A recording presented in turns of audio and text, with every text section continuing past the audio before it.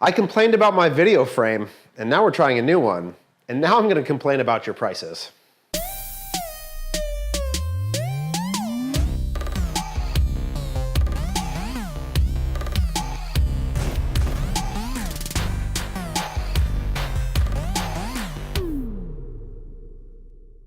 Hi everybody. I'm dodging responsibility as much as I can in the marketing world. And by that I mean I'm coming up for reasons why your Facebook ROAS is not because of my ads. Not really, that's not really what I'm doing.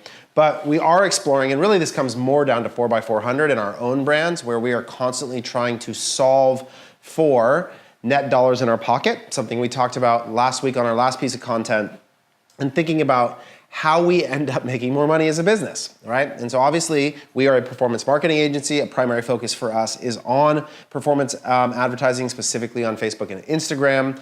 And so we spend a lot of time thinking about CPA and ROAS and how we improve those metrics in particular.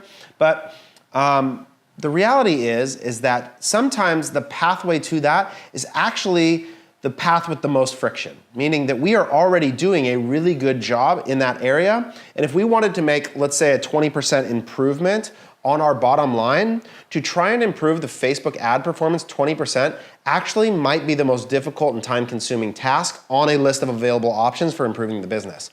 And when I think about sequencing, if I'm an e-commerce business owner, I want to sequence the tasks that I do based on time and impact. So in other words, I want to do the highest impact, fastest things that I can do to help my bottom line and work down the list in that order. And you should always have a backlog of things that you think will help your business grow.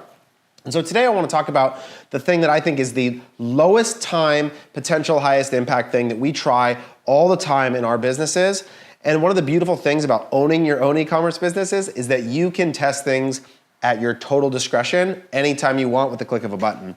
And so what we're going to talk about today is something that we have learned is one of the areas where humans develop some of the oddest biases and perceptions about things, and that's related to price. So for those of you that listen to Tim Ferriss' podcast, he has a question that he asks every guest, usually that are on there, and his question is, if you could have a billboard anywhere that said anything, where would it be and what would it say? So it's a common question that he asks people. One of my favorite answers that I always found super interesting was Mark Andreessen from Andreessen Horowitz, one of the best venture capital firms in the world. And when he was asked the question, he said he would put it right smack dab in the middle of Silicon Valley where all his companies that he's invested in could see, and the sign would simply say one thing: raise the price. And the reason he says this is that because oftentimes people think about their mechanism for increasing sales as by lowering the cost or lowering the barrier to the entry to get the yes from your prospective client. He was referring to a SaaS business model. But consumer product, it's very similar. A lot of times when people think about improving their revenue, they think about promotion, they think about discount, they think about lowering the price. And they think about that as the mechanism to improve their volume to help offset the decreased efficiency or reduced margin that they're getting. And I'm here to suggest to you today that the answer to your ROAS problems, your margin problems, your cash flow problems may simply be the opposite. It may be that you need to raise the price. So if you think about it, if your average order value is, let's say $30 right now, and you're sitting there going, we are only making net 10%. Well, there are a lot of ways to potentially turn that 10% into 15%. But if you needed to eke out another 5% on your business, okay? If you could increase the average order value 5% without affecting any efficiency, so think about that, going from $30 to $31.50 on your AOV without losing any efficiency on your ad spend, would functionally accomplish that goal, right? So if you look at your product line, and let's say somewhere you have a product that's $27.99, the gap between $27.99 and $29.99 in a consumer's mind for most products, and this is not true for all of them, is virtually nothing. Oftentimes, we have priced products, I know this because I've started a lot of businesses on the consumer product side, arbitrarily. You sit down, and the first time you upload your product catalog, you filled out numbers for some God knows what reasons. Maybe you looked at some competitors and you said, well, we should probably sit here in between the midpoint and the high point, and you've just come up with a number. Maybe it's $15.99, maybe it's $15.95, whatever it is.